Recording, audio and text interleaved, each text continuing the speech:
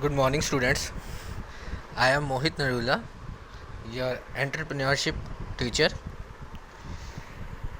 Dear students, hope you all are well and enjoying a sound health.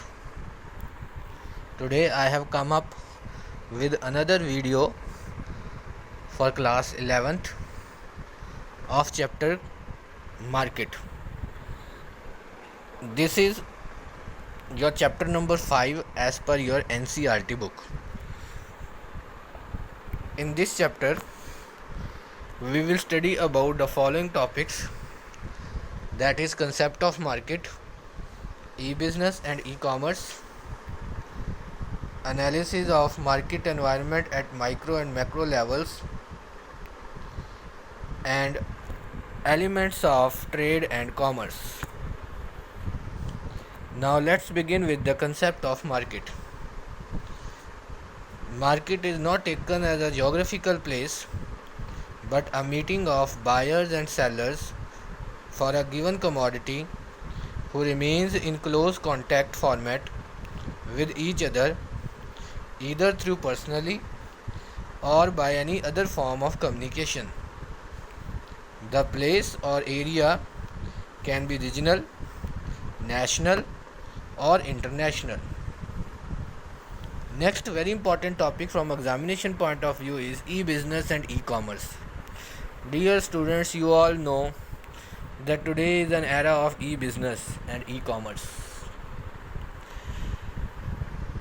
Now, what actually e-business is? It is the conduct of industry, trade and commerce using the computer networks. E-business is narrower in scope as compared to e-commerce, whereas e-commerce is an electronic communication among enterprises including customers, suppliers, financial institutions and government organizations. It revolves around buying and selling of products and services over the internet. This is the main line. Revolving around buying and selling of products and services over the internet. Now, what is the role of e-business or e-commerce? Though if we will talk in detail about e-business or e-commerce, its role is never ending. There is a wide list, long list of its role. But the most important role of e-business or e-commerce is, first of all, is quick solution to doubts. E-business allows quick response to the queries customers and other business houses that facilitates sales. Gives us an updated information as a companies which can be accessed anywhere in the world provide not only the first hand but the latest information about the price, quality, discount, range, etc. And of course savings of time and cost. Customers do not have to be physically present, as you all know, for purchasing or selling of the goods. They can sell or purchase goods online. It is a 24 into 7 hour service. Anytime, anywhere, globally. Less risk in payments. Under e-business, payments can be made on the internet either through credit cards which are issued by the banks, which reduces the risk involved in transfer of money. It means we do not have to carry cash. Suppose even if we have to go from one place to another, there is no need to carry cash. Plastic money can serve your purpose. So this is a big importance of this of e-commerce, with the advent of this e-business or e-commerce, that there very less risk is there in payments. Even if we have to go abroad, there is no need to carry cash. Then we will discuss in detail about the various components of commerce. If you look at this mind map very closely, you will understand that business is basically divided into two parts. As per I have shown in this mind map, it is divided into two parts, that is industry and commerce.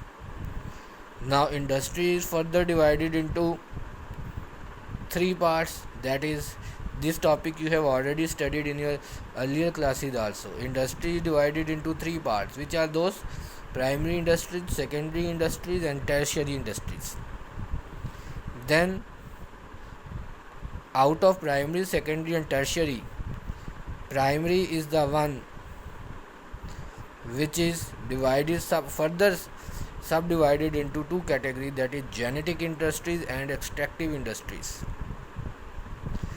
Then secondary industry is further classified into manufacturing industries and construction industries. Manufacturing industry is divided into synthetic units, processing units, and analytical units. So I hope if you will study this mind map very closely, you will very easily understand this topic. Again I am repeating for you: industry divided into primary, secondary, tertiary. Then primary is further classified into genetic and extractive. Secondary is further classified into manufacturing and construction. Then manufacturing is divided into synthetic unit, processing unit, analytical units. And then last one is tertiary industry. Tertiary industry is the service industry. Now come to the other side of this mind map, that is right side. Commerce is divided into two parts: trade and commerce. Now trade is either internal trade or external trade. Internal trade is classified into wholesale trade and retail trade, whereas foreign trade comprises of import, export. These two terms you have already, it's clear to you, import, export. But the third one is a new one for you, that is entrepot trade, which I am going to discuss in my next slide. So when we are talking about foreign trade, they are subclassified into import, export, and entrepot. Home trade, retail trade, wholesale trade basically. Now commerce. Now this commerce, second, you will say that commerce is divided into commerce. No, here the commerce means auxiliaries to commerce, that is aids to trade. Aids to trade means all those activities that helps in taking the goods from the place of production to the place of consumption. This commerce comprises of aids to trade, or you can say auxiliaries to trade, that helps in moving our trade, that helps in doing our trade. Now which are those auxiliaries to trade? These is transportation and communication, warehousing, banking, insurance, and most importantly advertising. Now come to next slide. Now first come to the left side of the mind map, which we discuss the thing in the left side. Industry you all know, it refers to all those economic activities that are involved in transferring the raw material into finished product, which are ultimately consumed by consumers. Now again I am describing primary, secondary, tertiary. What are primary industries? Those industries which are concerned with extraction, production, and processing of natural resources. Second one, secondary industries.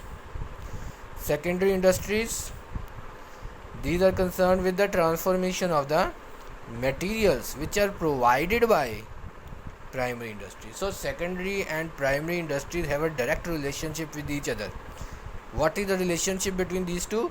Secondary industries are those industries which produces, which transforms material with the help of the products which are provided by primary industries.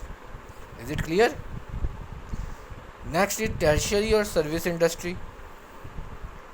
Tertiary or service industry comprise of those activities which are concerned with the rendering of services which helps other businesses to perform unhindered.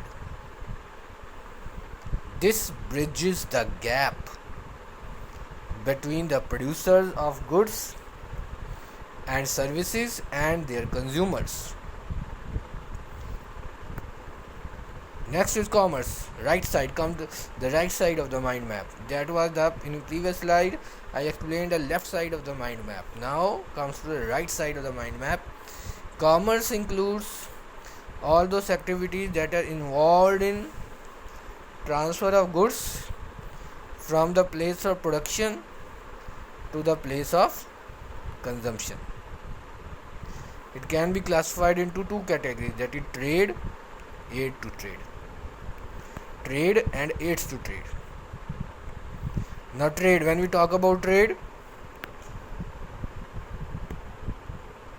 is referred as the nucleus of commerce around which other auxiliaries revolve.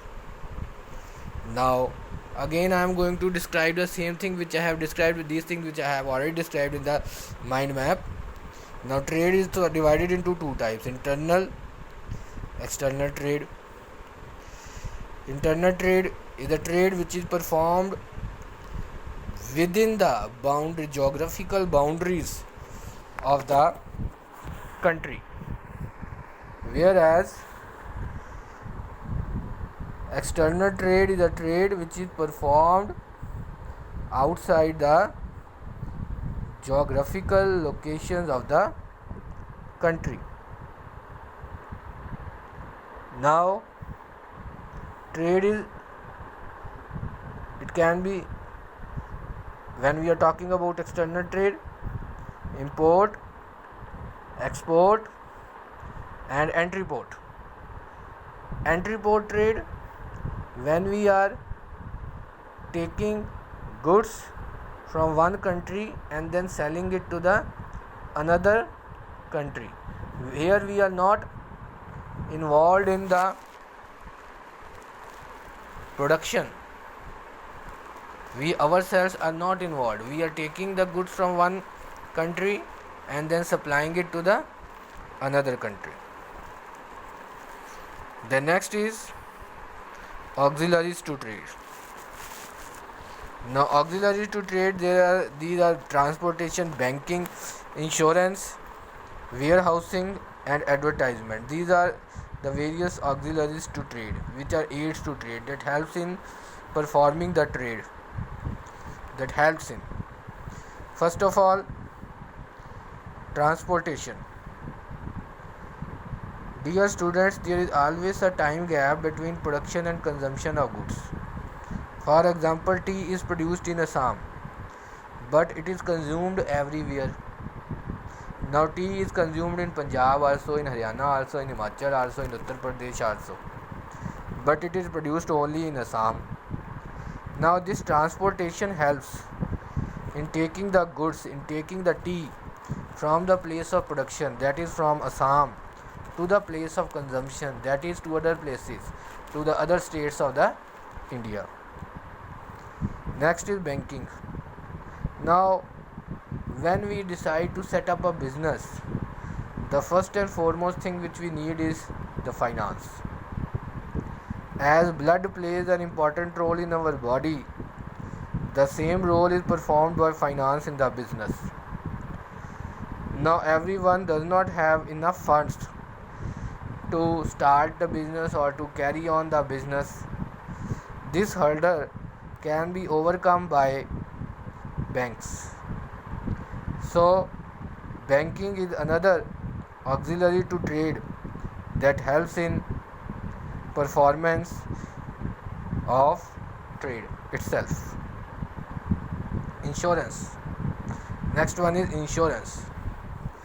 See, business and risk are the two sides of the same coin. When we are doing business, we cannot ignore risk. Though risk can be reduced, but it cannot be eliminated. Hence, this problem of covering of risk is overcome by insurance sector. Okay. Next is warehousing. Now again, when we are talking about warehousing, these are godowns or storage houses. Warehousing are what? These are godowns or storage houses. Now again, when there is always a time gap between production and consumption of goods. Now during that time gap between production and consumption, we need to store these things. So for storing, for protecting those commodities from any kind of spoilage, particularly the perishable commodities, to protect these perishable commodities from spoilage, from pilferage, storage, warehousing, godowns play a very important role. So during that time period between production and consumption of goods, warehousing plays a very important role. Warehouses can be private warehouses, it can be government warehouses also. Last is advertisement.